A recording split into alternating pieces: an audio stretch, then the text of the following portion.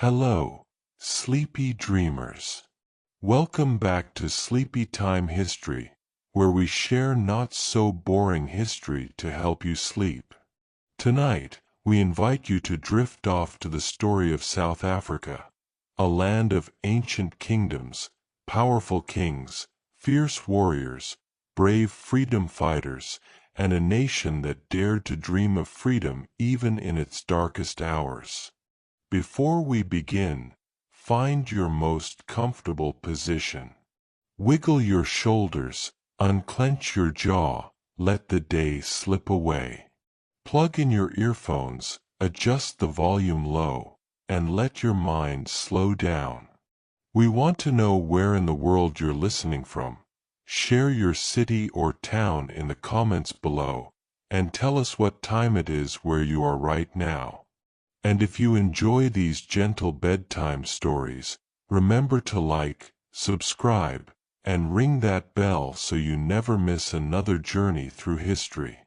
This story is 100% true. No fluff, no fairy tales. Only real history, told softly to calm your busy mind. Take a deep breath, close your eyes, and let's travel through time together. Long before the hum of cities, the churning of gold mines, or the cries for freedom echoed across its plains, the land we now call South Africa was a place where some of the earliest humans left their mark in stone and bone. The sun rose over vast grasslands and ancient mountains, and in its shadows, the Sand People, often called the Bushmen, painted their stories on cave walls. In rocky shelters like those at the Cedarburg or the Drakensberg, the sand created rock art that still whispers today. Images of eland antelope, trance dances, shamans drifting between worlds. These paintings are more than pictures. They are windows into a world where the spirit and physical realms dance together. The San believed in a delicate balance with nature, honoring the animals they hunted with rituals and symbols that carried deep meaning. Long before the arrival of any European ships, mighty Iron Age cultures were rising in the north. By around the 11th century, the kingdom of Mapungubwe had taken shape near the confluence of the Limpopo and Shashi rivers. Here, a ruling elite lived atop a sacred hill, separating themselves from common folk below. Archaeologists have unearthed beads from India and China in this dusty soil, proof that African traders were connected to Indian Ocean trade routes, dealing in gold and ivory long before colonial borders cut across their lands. And then there was the golden rhino, a tiny, gleaming figure, only a few centimeters tall, buried for centuries at Mapungubwe. Crafted from hammered gold foil and wood, it symbolizes a civilization with artisanship, hierarchy, and far-reaching connections. These people smelted iron, traded cattle, and built stone walls to mark power and sacred spaces. Further north, the legacy of Great Zimbabwe overlaps with this story. Though not within modern South Africa's borders, the stone ruins of Great Zimbabwe speak of a powerful city-state that influenced trade, culture, and politics in the southern African interior. The same trade routes that carried glass beads and porcelain to Mapungubwe reached Great Zimbabwe's towering granite walls. By the 15th century, the Bantu-speaking peoples were migrating steadily southward, bringing advanced farming techniques, iron smelting, and organized chieftaincies. Clans and tribes such as the Nguni and the Sotho-Tswana began to establish homesteads, grazing lands, and small kingdoms. They lived by the rhythms of the seasons, planting sorghum and millet, herding cattle, a living measure of wealth, status, and social ties. In these early societies, kings were both spiritual and political leaders. Councils of elders advised them, and disputes were settled in open gatherings beneath the spreading branches of an indaba tree. The concept of Ubuntu, that deep belief in a shared humanity, I am because we are, was lived in everyday acts of generosity and community. Rivers like the Limpopo, Vaal, and Tugela connected these ancient communities, carrying fish, reeds, and stories downstream. Mountains like the Maloti and Drakensberg offered protection, sacred caves, and grazing lands. Nature shaped every ritual, every festival, every tale told by the fireside. And yet, even before foreign sails appeared on the horizon, these kingdoms and communities were no strangers to change and conflict. Droughts forced migrations, rival chiefs vied for power, and sometimes whole families packed their lives onto ox-drawn wagons long before the Great Trek, following greener pastures and the promise of a better season.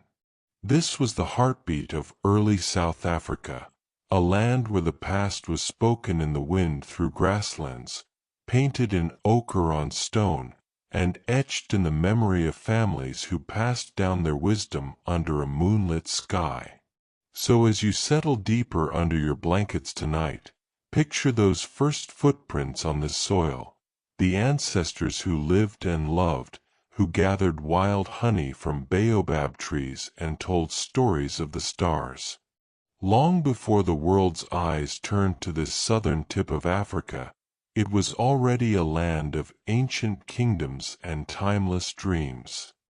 As centuries passed, the kingdoms, herders, and hunter-gatherers of southern Africa lived by the sun and the seasons, until sails began to appear on the salt-tinged horizon. By the late 1400s, Portuguese explorers were the first Europeans to round the southern tip of Africa. They called it the Cape of Storms, Cabo das Tormentas, because of its fierce winds and treacherous seas. But King John II of Portugal renamed it the Cape of Good Hope, believing it opened a sea route to India's riches.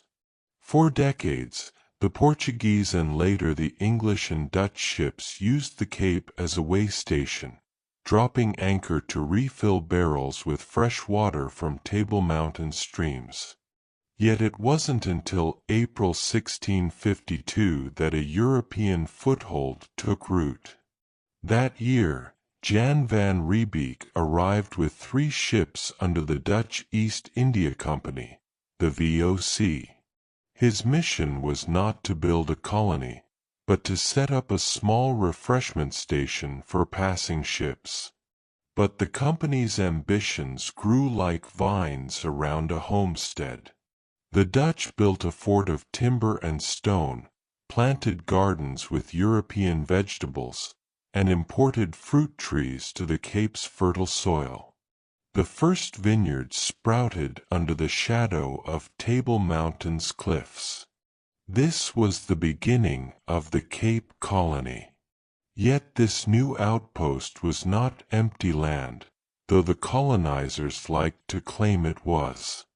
The Khoi people, proud cattle herders, had long moved their herds across these coastal plains, from the rolling green valleys of the Swartland to the rugged Overberg.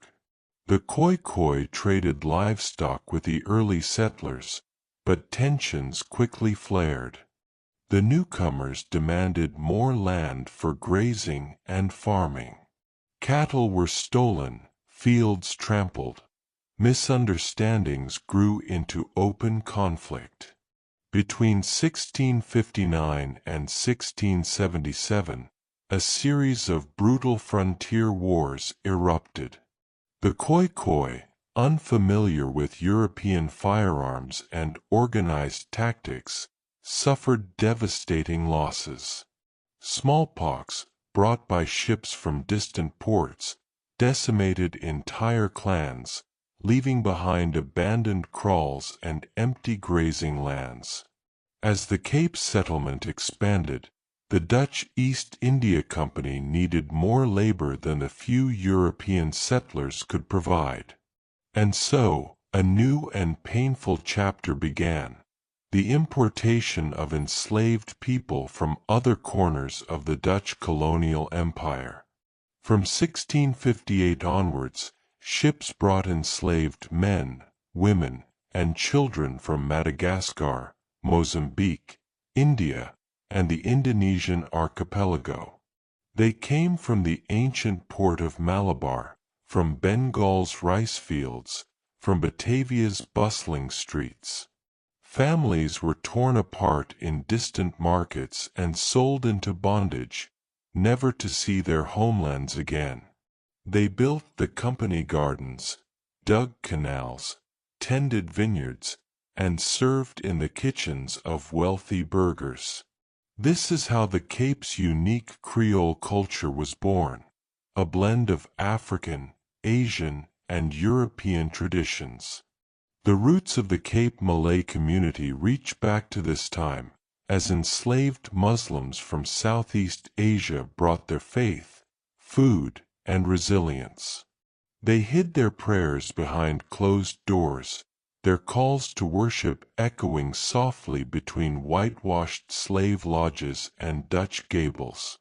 The slaves at the Cape found quiet ways to resist. Some fled into the rugged mountains, becoming known as droosters, runaways. Others preserved secret languages, recipes, and songs, carrying a spark of freedom in the darkest moments. The harsh whip of the slave master could not silence every whisper of rebellion. By the 18th century, the Cape Colony had become a patchwork of European farms and enslaved labor. The original Dutch settlers, known as free burghers, began pushing inland for more fertile grazing. With ox wagons creaking and whips cracking, they drove deeper into Khoi and San territories, igniting further conflicts. The San, agile hunters and masters of the bow, fought back fiercely. They knew the land better than any settler, striking from the shadows of rocky outcrops and thorny scrub. But they too fell victim to muskets and devastating disease. From a tiny supply station, the Dutch Cape Colony was slowly transforming into a place of deep cultural entanglement, bitter conflict, and the seeds of stories that still shape South Africa's soul today. So as you drift further into sleep, imagine that small wooden fort on the Cape shore, the salt wind rattling its timbers. Imagine the clash of worlds, the Khoi herders tending their cattle under the same sun as the slave ships approaching the bay. And know that the land you rest your dreams upon tonight has always held stories of resilience, survival, and the hope for a fairer tomorrow. As the waves of history lapped against the shores of the Cape, change came with a new flag flapping in the salt-sprayed breeze. By the end of the 18th century, the mighty Dutch East India Company was crumbling under the weight of debt and corruption. And across the seas, empires shifted like the tides. In 1795, the British arrived at the Cape for the first time, landing at Simon's Town with polished cannons and polished boots, determined to keep the French revolutionary armies from threatening their crucial sea route to India. Though briefly handed back to the Dutch, the Cape finally fell under permanent British control in 1806. At first, the British seemed little more than new governors of an old colony. But they brought with them ideas that would stir the settled sands. They sought to anglicize the Cape, to impose the English language, British legal systems, and above all, their moral crusade against slavery. In 1834, after much resistance from slave owners, the British Parliament abolished slavery across the empire. For the enslaved at the Cape, over 35,000 souls, it meant a dawn of freedom. But this freedom was bound in red tape. An apprenticeship system delayed true emancipation for 4 more years, and many newly freed people found themselves still laboring on the same farms, for the same masters, with barely enough coin to buy bread. For the Dutch-speaking settlers, now calling themselves Boers, from the Dutch word for farmer, this was an outrage. They felt betrayed by the distant British Crown.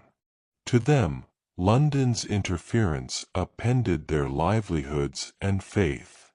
And so, the seeds of Afrikaner identity, fiercely independent, deeply religious, wary of outside rulers, took root in the stony soil of the Cape frontier.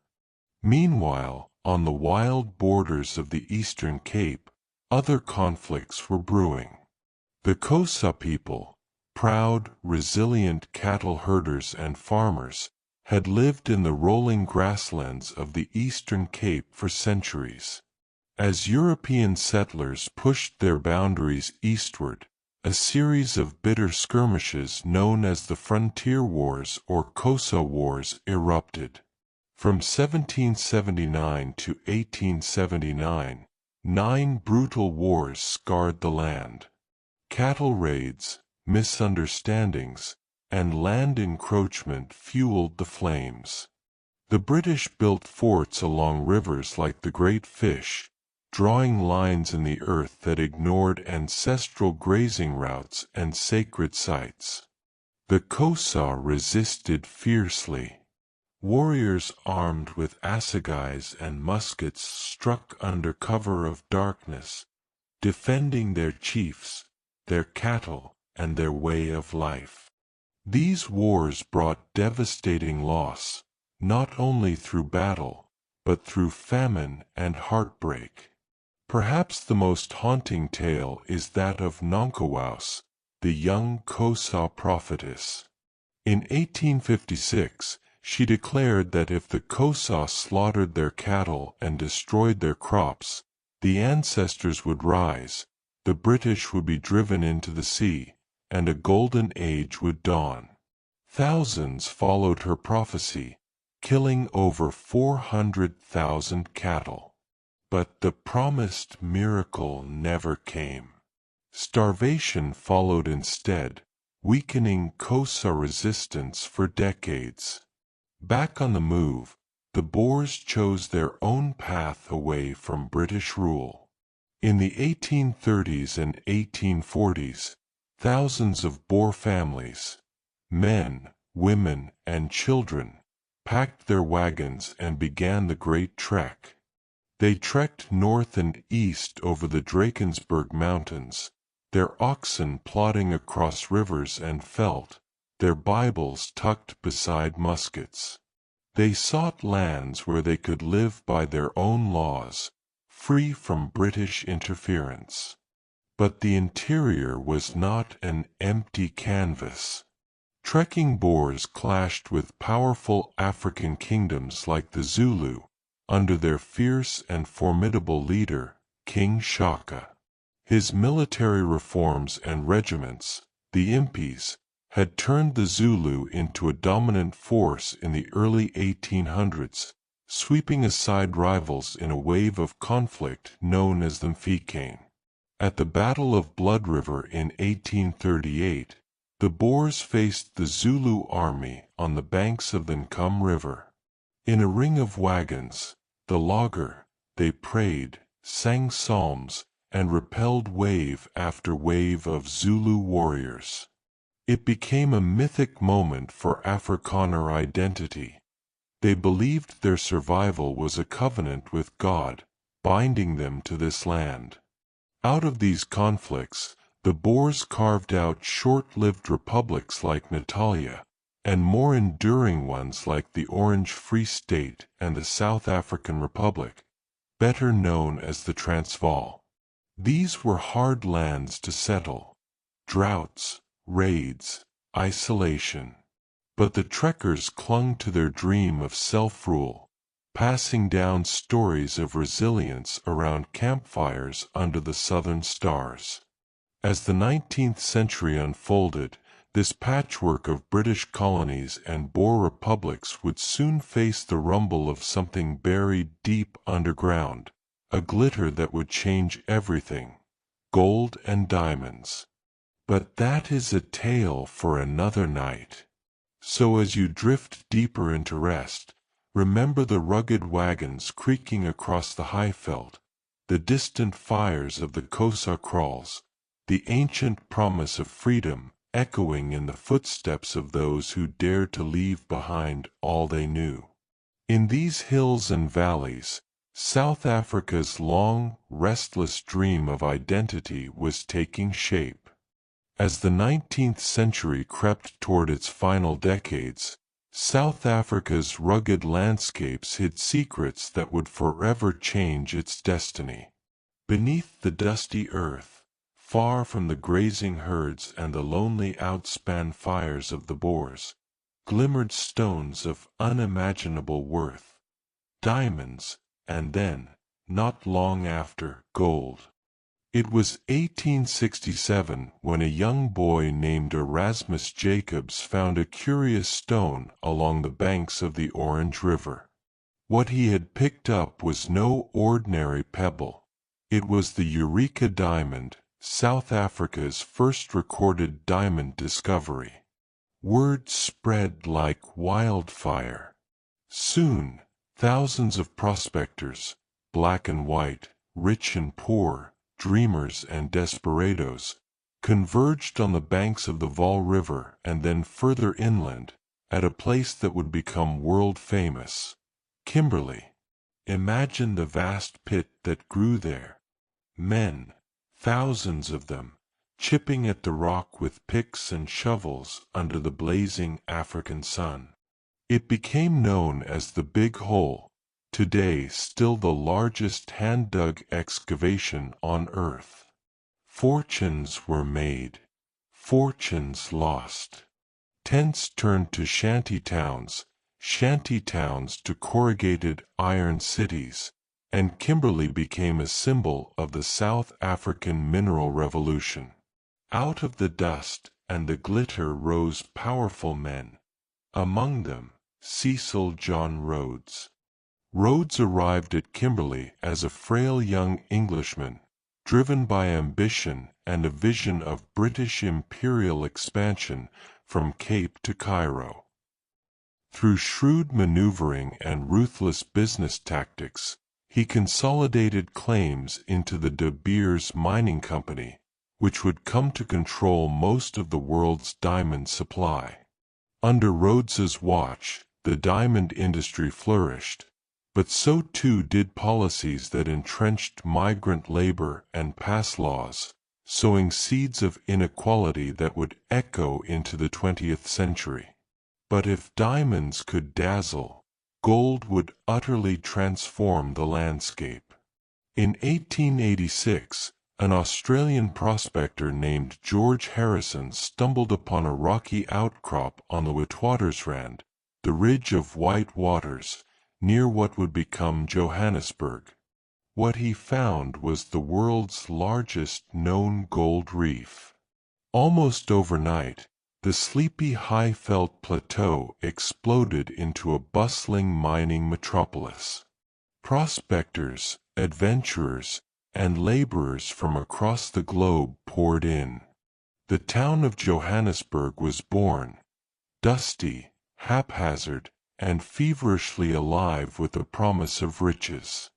Yet with this gold rush came new tensions. The Boer republics, especially the South African Republic or Transvaal, now sat atop vast wealth that attracted the eyes of the British Empire.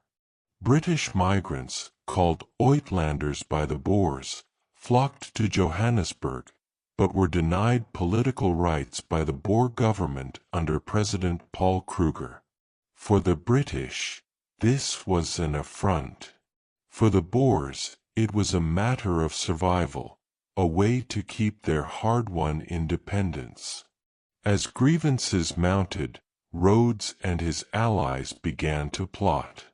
In 1895, they made their first misstep, the infamous Jameson Raid, a botched attempt by British adventurers to incite an uprising among the Uitlanders in Johannesburg. It failed spectacularly and embarrassed the British government, but it hardened attitudes on both sides. The storm finally broke in 1899, the Second Anglo-Boer War. British imperial ambitions, Boer independence, and control over the goldfields collided in one of the most bitter wars fought on African soil. The Boers, toughened by frontier life and deep religious faith, took up arms with their Mauser rifles and commando tactics, fighting a guerrilla war that confounded the British redcoats. Battles raged across the veldt, from the siege of Mafeking, where the young Robert Baden-Powell held out for 217 days, to the scorched plains of the Transvaal. When conventional warfare failed, the British turned to scorched earth tactics. They burned Boer farms, destroyed crops, and rounded up civilians into what they called concentration camps. These camps became places of unimaginable suffering. Over 26,000 Boer women and children died from disease and malnutrition, an agony immortalized in Afrikaner memory. But it was not only the Boers who suffered. Black Africans were also swept up, interned in separate camps with horrific conditions, though their losses were less recorded and too often overlooked. The war dragged on until 1902, when the Treaty of Vereeniging was signed at Melrose House in Pretoria. The Boer republics were annexed into the British Empire, but bitterly so. Boer fighters returned to ruined farms and graves marked by simple iron crosses. Their dream of complete independence was buried, but not forgotten. The seeds of Afrikaner nationalism, watered by loss and memory, would grow ever stronger. Yet, for Britain, the war secured a new prize: control over the minerals that would fuel the engines of empire and, eventually, the Union of South Africa. The gold of Johannesburg, the diamonds of Kimberley, all would be bound under one flag. And amid the ruins, the people, black and white, Afrikaans and English, Xhosa, Zulu, Sotho, and many others, began to imagine a future in which the riches of the earth might one day serve them all. Crescent moon, a moment to breathe. So, as you rest now, imagine those camps dotted across the high veldt, the flicker of lanterns against canvas, the soft weeping of mothers for their lost children. Picture too the grand city rising from the rocky ridges, Johannesburg, the city of gold, pulsing with trains, steam engines, and the hum of men digging deeper into the earth. This was a land transformed, a place where the dreams and traumas of empire were etched into the soil, waiting for a new generation to reshape them. Long before the shimmering lights of Durban's Golden Mile or the spice-scented streets of Fordsburg, the story of the Indian community in South Africa began with an ocean crossing and a contract inked in the shadows of empire. It was 1860 when the first indentured laborers from India set foot on the shores of Port Natal, now Durban. They came aboard the Truro, a creaking wooden ship that carried men and women from the British colonies of Madras and Calcutta. Many of them poor peasants, leaving behind famine and hardship, seeking hope in an unknown land. They came under contract to toil for 5 long years on the burgeoning sugar plantations of Natal. The colonial sugar barons needed cheap, steady labor. Black African workers often resisted this backbreaking work for meager pay. So the colonial government looked eastward, following a pattern that had stitched together the vast quilt of British Empire, moving people across continents to fuel its insatiable hunger for profit. Life for these indentured laborers was harsh. They labored under the blazing sun, hacking cane by hand, stooping in muddy fields infested with snakes and biting insects. Their overseers, mostly white, enforced discipline with cruel efficiency. Wages were meager, living conditions cramped and unsanitary. Many fell to disease and exhaustion. After 5 years, some returned to India. But a great many stayed. They were offered small plots or a modest sum to remain, growing vegetables and sugarcane of their own. Thus, a new community was born, rooted in Indian languages and customs, yet bound forever to African soil. But the Indian presence in South Africa was not only about cane fields. Alongside indentured laborers came passenger Indians, free traders, merchants, and professionals who paid their own way.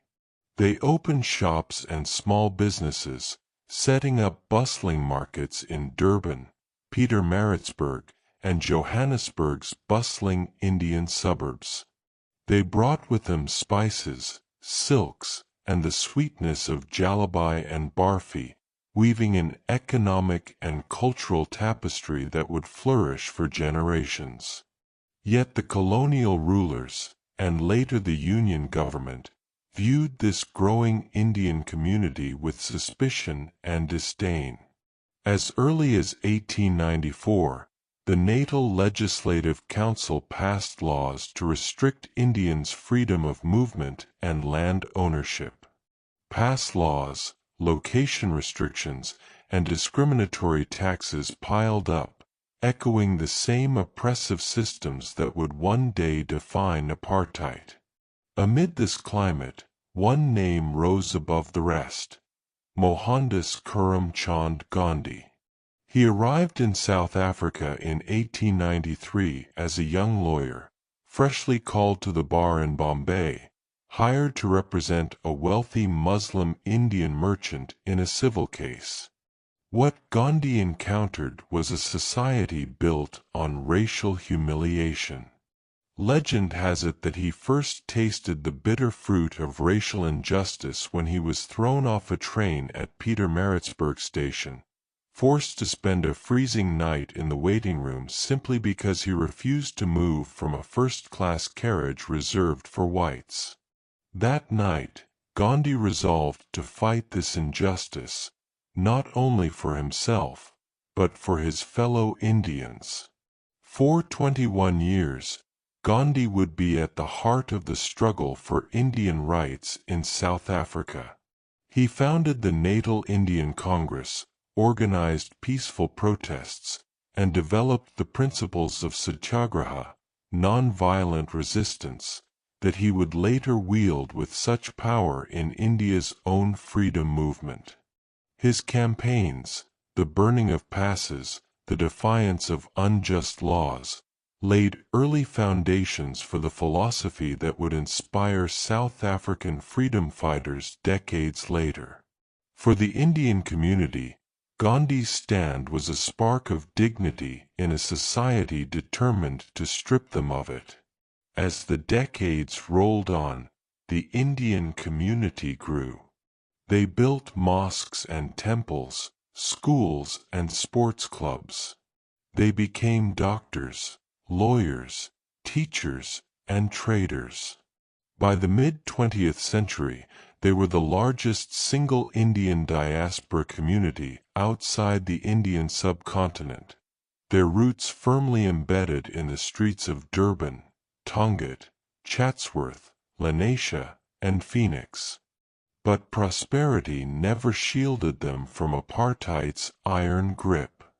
The group areas Act tore communities apart. Families uprooted from mixed neighborhoods like Cato Manor and Fietas, dumped into segregated townships. The notorious Durban riots of 1949 exposed simmering tensions stoked by white supremacist policies that pitted black and Indian communities against each other, a wound that required decades of bridge building to heal.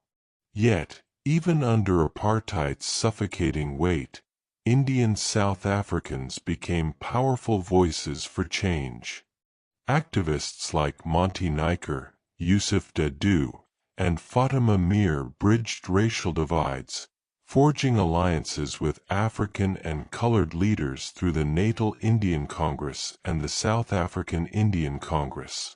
They joined hands with the ANC and the Communist Party, defying the regime's divide-and-rule tactics. In the 1970s and 80s, Indian students rose up alongside their black peers in the wave of protests that followed the Soweto uprising. The United Democratic Front brought Indian, African, and colored communities together in a final push to topple the apartheid giant. When freedom finally came in 1994, the Indian community stepped into the sun alongside their fellow South Africans. Icons like Ahmed Kathrada, who spent years on Robben Island alongside Mandela, and the indefatigable J. Naidoo, who championed workers' rights, symbolized the deep contribution of Indian South Africans to the fight for a free nation. Today, the legacy of the Indian community is alive in South Africa's cuisine: bunny chows, samosas, fiery curries, in its music and film, in its cricket fields and university halls. It is a community that still wrestles with economic inequality and identity, but whose resilience is woven into the very soul of the nation. Crescent moon, so, as you drift off now, picture the ships sailing from Madras, the cane fields rustling in the coastal breeze, the grand mosques and temples rising in Durban's skyline. Imagine Gandhi, wrapped in a simple shawl, whispering a promise of freedom on the wind, a promise that would echo from the sugar plantations of Natal to the salt marshes of Gujarat, and back again into the heartbeat of a nation still growing into its dream. The sun rose slowly over Soweto on the morning of June 16, 1976. In that sprawling township outside Johannesburg, life for black families was as harsh as ever. Many lived in cramped matchbox houses, families of 10 squeezed under tin roofs that rattled in winter storms. Outside, dust devils danced on unpaved streets littered with the scars of poverty: pit toilets, overcrowded classrooms, and the constant fear of police raids. But beneath the weight of apartheid, a fire was building in the youth of Soweto. The government, in its relentless cruelty, had introduced a new decree. Schools in black townships were now forced to teach certain subjects in Afrikaans, the language of their oppressors. It was the final insult, a demand that they learn geometry and history in a tongue that symbolized their daily humiliation. A generation of students decided they would not bow their heads. They gathered, some barefoot, some with polished shoes, all in threadbare uniforms. It started with the Soweto Students' Representative Council, led by fiery young voices like Tsietsi Mashinini and Hastings Ndlovu. They called for a peaceful protest march. Thousands of students, holding signs, chanting songs of freedom. By mid-morning, more than 10,000 children and teenagers had flooded the dusty streets, their voices carrying like thunder over the low roofs. "Down with Afrikaans! We are not Boers!" they shouted. Placards bobbed above the crowd. "To hell with Afrikaans! Viva Azania!" But the apartheid state did not tremble. It aimed its rifles instead. At Orlando West, the police confronted the marching children. Tear gas canisters hissed, stones flew, and then, without warning, gunfire cracked through the winter air. The first to fall was 12-year-old Hector Peterson, carried in the arms of Mapungubwe, his sister Antoinette running beside them, her face a mask of horror. That image, Hector's limp body, Antoinette's agony, frozen in a single photograph, would circle the world, capturing the brutal truth of apartheid like no speech or manifesto ever could. The Soweto uprising spread like wildfire. 4 days, township after township erupted. Students built barricades of burning tires. Police responded with bullets. By the time the smoke cleared, hundreds of young people lay dead. Thousands were wounded or arrested. The white regime called them rioters. The world knew better. They were freedom fighters in school uniforms. Soweto marked a turning point. A new generation had joined the long struggle that the African National Congress, ANC, and the Pan-Africanist Congress, PAC, had carried for decades. Now the old guard had youth by their side. In the shadows, exiled leaders like Oliver Tambo rallied support abroad, while the Umkhonto we Sizwe, the ANC's armed wing, struck at power stations, military targets, and symbols of apartheid's might. Inside South Africa, the regime cracked down harder. Activists were hunted, tortured, murdered. The names of Steve Biko, murdered in a Port Elizabeth cell in 1977, and Neil Agate, a young white union organizer found hanged in detention, became grim rallying cries. And yet, like an ancient river carving its way through stone, the resistance could not be stopped. In churches, trade unions, and street committees, people organized. Women like Albertina Sisulu and Winnie Madikizela Mandela kept the spirit alive when husbands and brothers languished in prison. In the 1980s, the township uprisings grew fiercer. "A Mandla!" chants echoed through dusty streets. The United Democratic Front, UDF, a loose alliance of over 400 civic, youth, church, and student groups, rose up to challenge apartheid on every street corner. Boycotts, strikes, and mass funerals became acts of defiance. The slogan "Freedom in our lifetime" was no longer a dream whispered in the dark. It became a promise shouted at riot police behind their shields. Outside the country, the world finally began to listen. Sanctions tightened. International artists and athletes boycotted South Africa. Banks divested.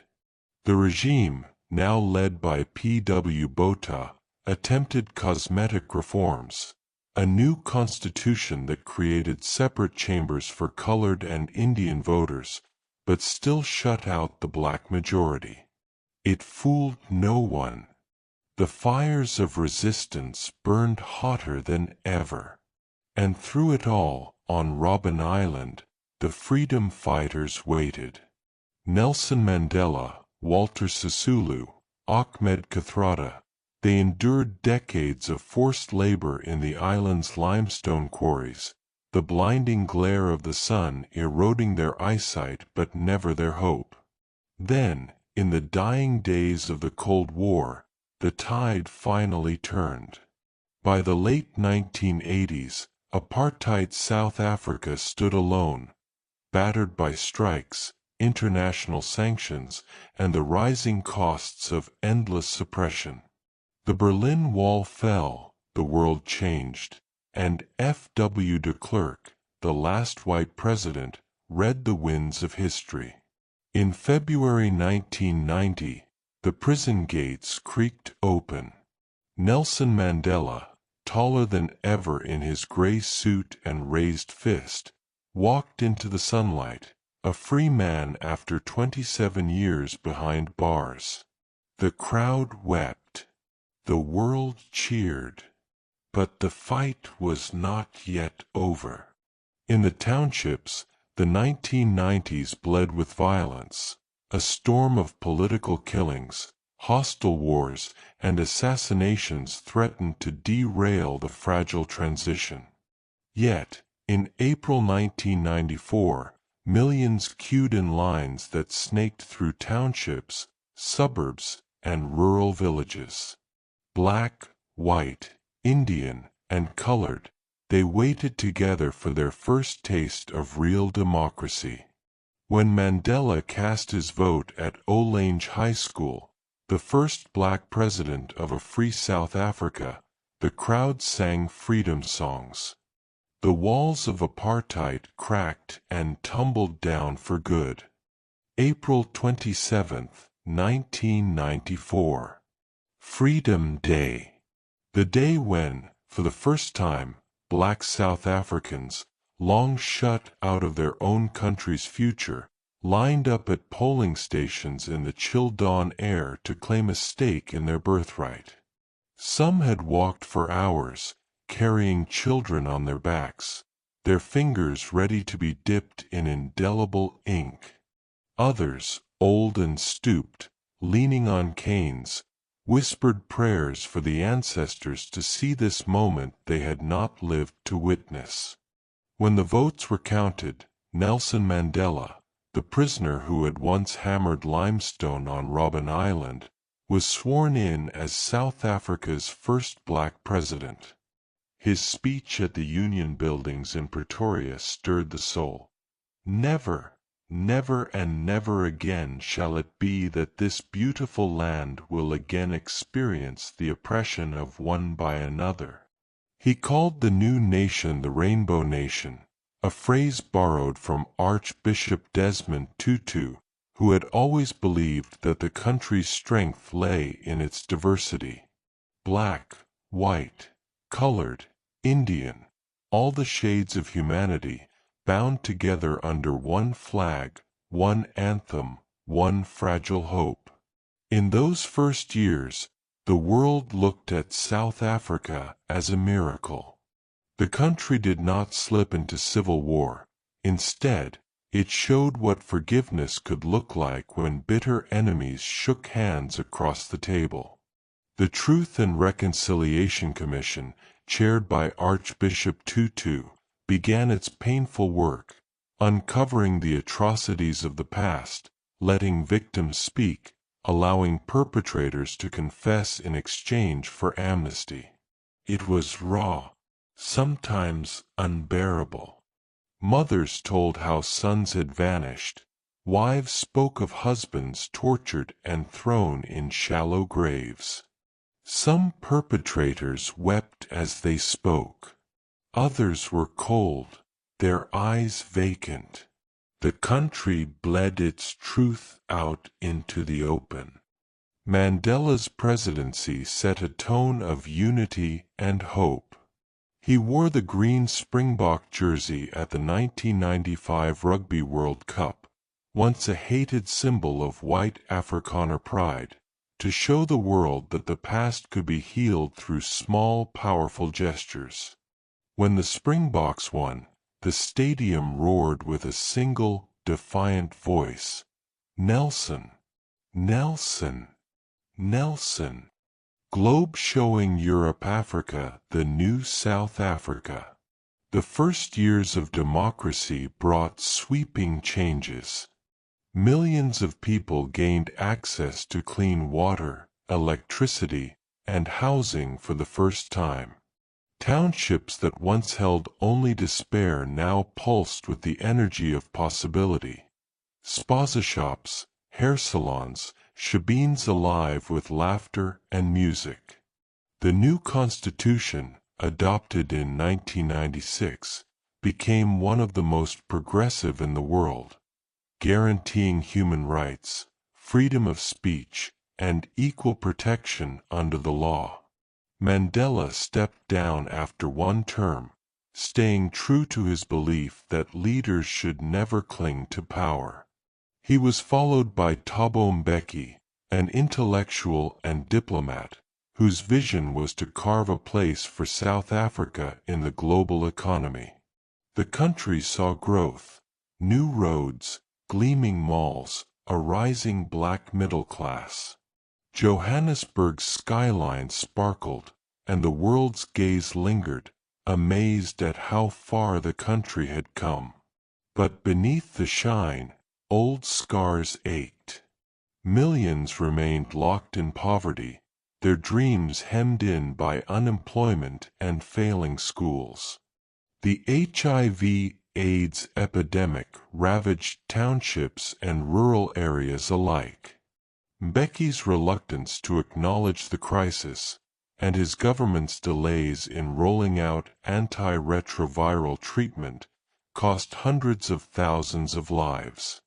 It was a wound that would never fully heal. As the new century turned, hope met harsh reality.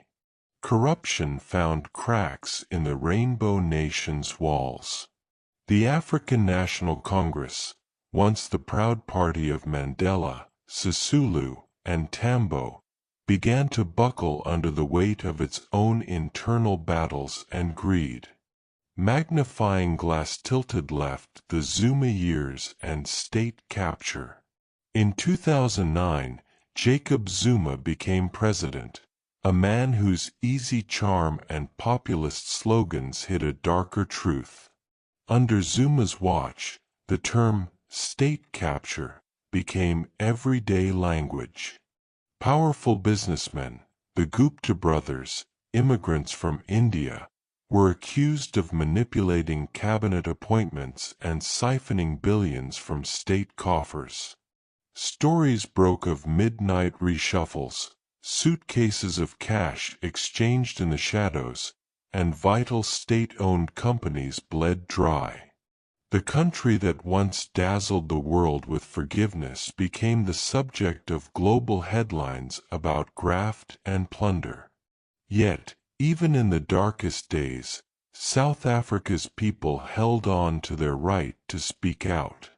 Journalists, whistleblowers, judges, and ordinary citizens refused to be silent. The Zondo Commission, an official inquiry into state capture, dragged corruption into the light, piece by piece. In 2018, Jacob Zuma was forced to resign. His replacement, Cyril Ramaphosa, a former union leader turned billionaire businessman, promised to clean up the rot. A new dawn, he called it. And so the long work of mending the Rainbow Nation began again. Balance Scale, South Africa Today, a work in progress. Modern South Africa is a country of contradictions. The Constitution still stands as a beacon of hope. The cities gleam with progress. Cape Town's skyline crowned by Table Mountain, Durban's beachfront humming with tourists, Johannesburg alive with possibility. But the legacy of apartheid lingers like a ghost in the shadows. The gap between rich and poor yawns wide. Gated mansions overlook sprawling shack settlements where the next generation still waits for promises to be kept. Load shedding, rolling electricity blackouts, reminds everyone that the infrastructure is fragile. Corruption scandals bubble up from time to time, each one testing the nation's patience. Yet, if you ask an ordinary South African whether they believe in the dream, you will often find an answer filled with both weariness and a spark of unshakable hope. This is, after all, a country that has weathered centuries of conquest, oppression, and division, and still stands. It is the land of Ubuntu. I am because you are. A reminder that even in its darkest hours, South Africa's greatest strength has always been its people. Their resilience, their humor, their refusal to stop fighting for the better life they deserve. Crescent moon, as you drift to sleep tonight. Close your eyes and imagine the long queues in 1994, the ink-stained fingers raised to the sky, the sound of freedom songs on township streets. Hear the laughter in shebeens, the quiet prayers whispered in Soweto homes. Know that the struggle for a just and equal South Africa did not end with Mandela's inauguration. It continues, in every vote cast, every child taught, every voice that dares to speak the truth. Thank you for drifting through South Africa's story with us tonight. From the earliest kingdoms of Mapungubwe and Great Zimbabwe, through colonial conquest, the rise and fall of apartheid, to the hopes and struggles of the Rainbow Nation today. If you're still awake, tell us which part of South Africa's story moved you the most, or share a historical fact you'd like others to know in the comments below. And if you found peace in our gentle narration, please like, subscribe, and share our channel with other sleepy dreamers around the world. Wherever you are, whoever you are, remember, history is not just what happened then, it lives on in us, shaping our dreams, our hopes, and our tomorrow. Good night. Sleep deeply. And until next time, sweet dreams.